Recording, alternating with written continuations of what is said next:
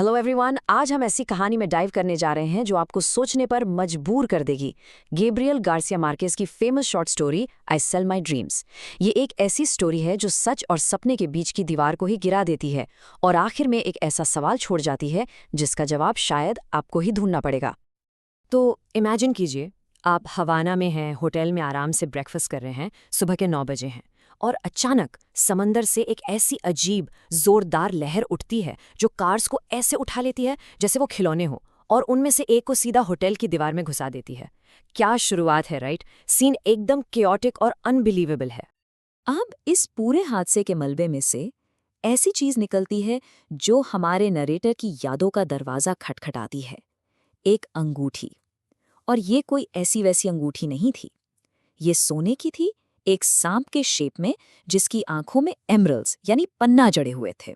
और यही अंगूठी इस पूरी कहानी का, इस पूरी मिस्ट्री का सेंट्रल क्लू बन जाती है। तो बेसिकली हुआ क्या था? एक अजीब सी लहर हवाना रिवियरा होटल से टकराई, एक कार दीवार में फंसी हुई मिली और उसके अंदर एक औरत की लाश। उसकी पहचान करना तो बिल्कुल नामुमकिन था क्योंकि उसका चेहरा पूरी तरह से नष्ट हो चुका था, लेकिन उसकी उंगली में वही सांप वाली अंगूठी थी। पुलिस ने बाद में पता लगाया कि वो पोर्टुगीज एम्बेसडर की हाउसकीपर थी। जैसे ही नरेटर न्यूज़पेपर में उस अंगूठी के बारे में पढ़ता है ना, उसके दिमाग में बस एक ही सवाल गूंजने लगता है, ये औरत आखिर थी कौन? उसे एक अजीब सा कनेक्शन फील होता है, एक एहसास कि वो इस औरत को जानता है। शायद वो उससे 34 साल पहले मिला था, एक ऐसी औरत से जिसने बिल्कुल एग्जैक्टली ऐसी ही अंगूठी पहनी हुई थी। और बस यहीं से कहानी हमें एक फ्लैशबैक में ले जाती है, 34 साल पीछे वियना शहर में। नरेटर को याद आती है अपनी मुलाकात एक ऐसी ही औरत से जिसकी उंगली में बिल्कुल वैसी ही अंगूठी थी और जिसका प्रोफेशन दुनिया में सबसे अजीब था। तो वियना में नरेटर की मुलाकात एक बहुत ही मिस्टीरियस, एक रहस्यमयी कोलंबियन औरत से होती है। वो और उसके दोस्त मजाक मजाक में उसे एक जर्मन नाम दे देते हैं, फ्राउ फ्रीडा। वो रहती तो ऑस्ट्रिया में थी पर थी कोलंबिया की, और उसकी पर्सनैलिटी में कुछ ऐसा था जो नरेटर को उसकी तरफ खींच रहा था। जब नरेटर उससे पूछता है कि भाई तुम इतनी दूर इस अलग सी दुनिया में करती क्या हो, तो वो एक ऐसा जवाब देती है जिस पर पहली बार में तो कोई भी यकीन ना करे। वो कहती है, मैं अपने सपने बेचती हूँ। सीरियसली, उसका प्रोफेशन था सपने बेचना, और वो उसे इतनी नॉर्मली कहती है जैसे कोई कह रहा हो कि मैं एक इंजीनियर हूँ।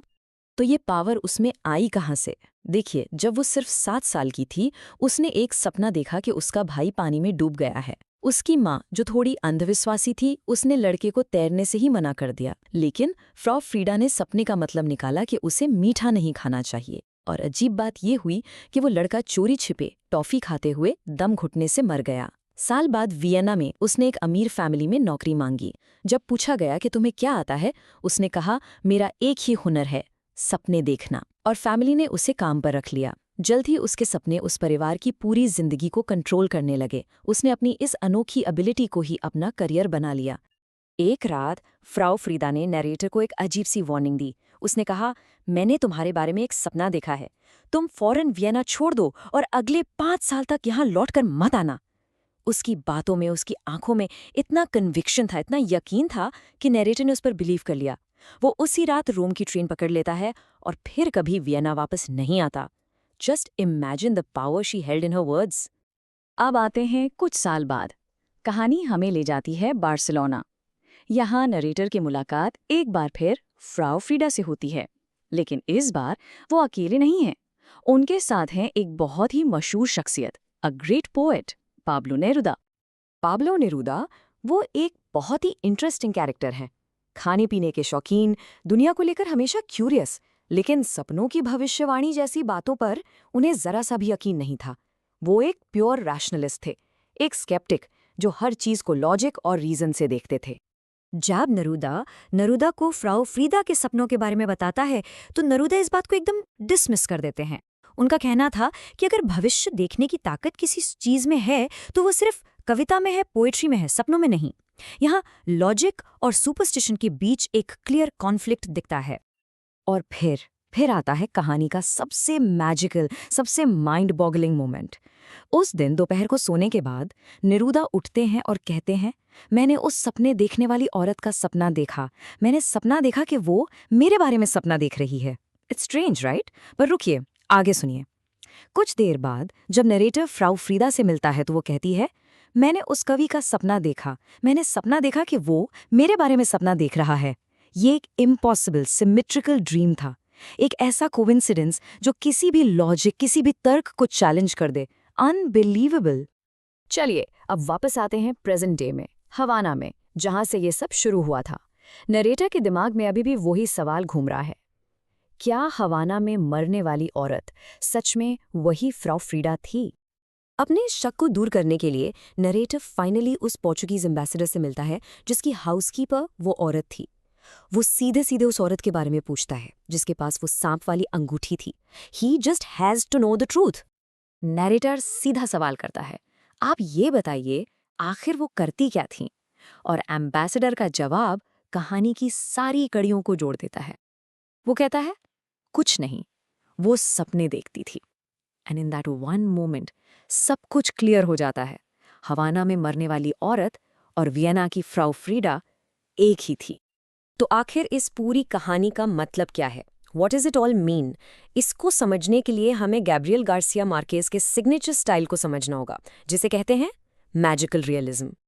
मैजिकल रियलिज्म बेसिकली एक ऐसा लिटरेरी स्टाइल है जिसमें नॉर्मल रोजमर्रा की दुनिया में ऐसी मैजिकल या अजीब चीजें होती हैं जैसे वो बिल्कुल आम बात हो। इस कहानी में सपने बेचना कोई जादुई चीज नहीं, बल्कि उसे एक नॉर्मल जॉब की तरह पेश किया गया है।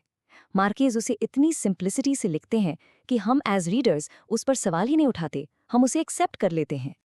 तो इस कहानी से हमें क्या टेकअवेज मिलते हैं? पहली बात, ये कहानी रियलिटी और फैंटेसी के बीच की लाइन को बिल्कुल मिटा देती है। दूसरी बात, कहानी हमें हमेशा एक डाउट में रखती है।